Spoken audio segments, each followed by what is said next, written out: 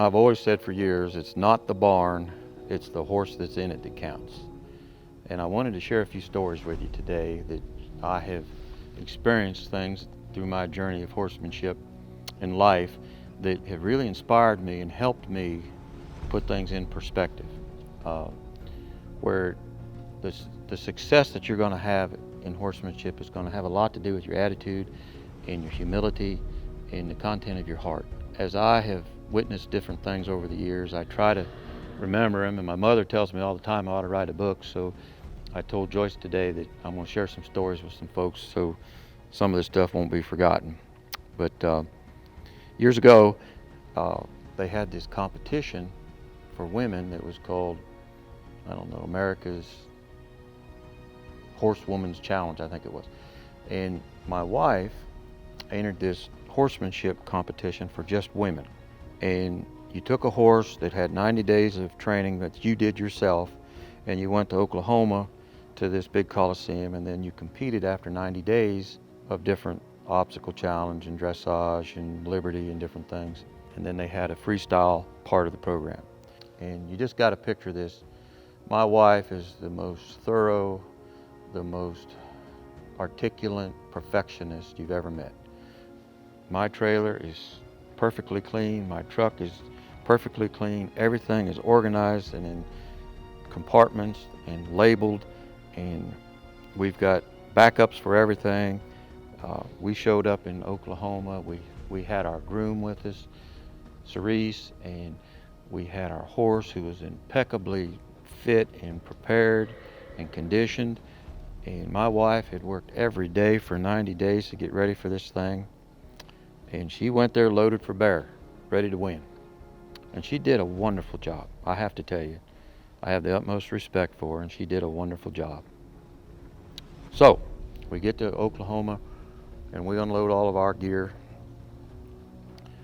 Well, here comes this truck in the driveway with this little girl in it. She's probably 16, 17 years old, from Montana or somewhere, I don't know where she's from, riding on a spare tire. Comes in riding on a little mini spare, a little spare tire. Pulls up there, and I'm standing there, and she gets her horse out, and it's a little puny little skinny little Mustang. Its mane was all fussed up and its feet needed trimming, and this little girl gets out, and I get to talking to her, and I find out she had to borrow the money to get there, and they had a flat tire, didn't have the money to fix her tire, so they were riding on a spare tire, and her horse feet needed trimmed, so I helped her trim her horse feet. And I just, I don't know, I just kind of felt in my heart, I need to help this child. And so I helped her out, and we unloaded her stuff, and I trimmed her horse feet, and so on and so forth. And so we go into the competition, and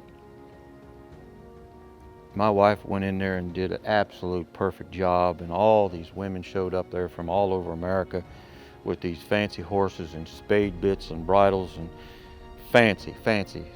I'm talking, these women they were serious about this.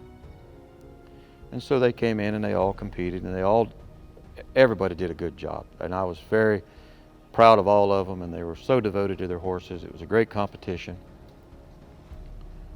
Well, here comes this little girl that rode in on a spare tire.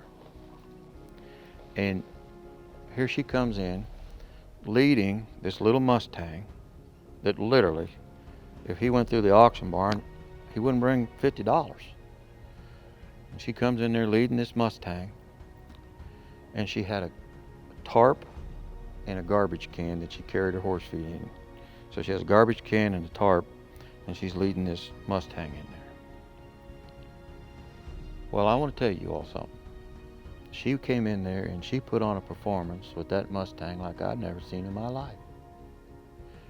I'm telling you, it was absolutely fantastic what she could get that Mustang to do. And how she rode that Mustang, and she had that tarp and made it look like angel wings. She riding around bridleless and doing all these maneuvers, and that Mustang had just been on the range that year. She just got him off the range. I don't know how long it was, but it wasn't that long. out running with the deer and the antelope. And there she is doing all these wonderful dressage maneuvers. It was unbelievable. I started crying. I was so consumed by that that little girl borrowed the money to get there, rode in on a spare tire, and these fancy women that were there, like my wife and those other women, she beat their tails. I'm talking about she beat them. She just outdid them all.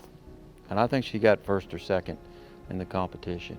And I was so overwhelmed by that whole process that I started crying and I couldn't stop. And I met her at the gate as she was coming out. And I got in my pocket and I pulled every penny, every dollar, everything I had in my pocket, and I gave it to her. I said, ma'am, I'm going to tell you what, you have earned my respect. That is horsemanship.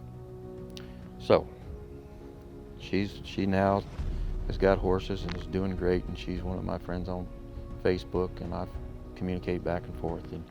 And I have the utmost respect for that young lady. For that reason is that I just feel like it's so important that everybody misses the point here of it's not about accessories, it's not about fanciness, it's not about prestige, it's not about fame and fortune.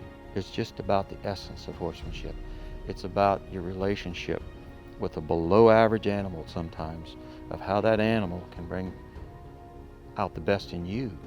And that animal has such characteristics to do special things if you have the integrity and if you have the ability to bring that out.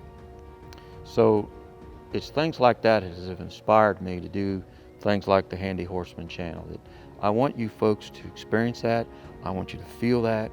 And once you've really experienced and felt the essence of horsemanship and really what it's all about, I really hope that you've discovered and found what I have found. It has really helped me as an individual, and I think it will help you too. So I share those stories with you, not to just to bore you or entertain you. I want you to hear that, but I want you to apply it to your life, and I want you to apply it to your horsemanship. And I think that you'll be rewarded in the long run for that.